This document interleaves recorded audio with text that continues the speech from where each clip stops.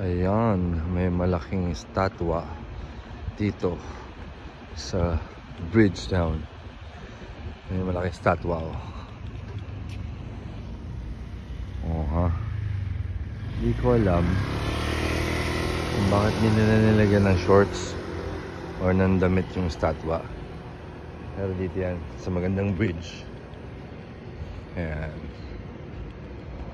Dito sa may bandang boundary ng QC at Pasig. Doon yung banda eh. Natamad na akong lakarin. Pero nakikita nyo naman. Ganda ng bridge na yan. Yun.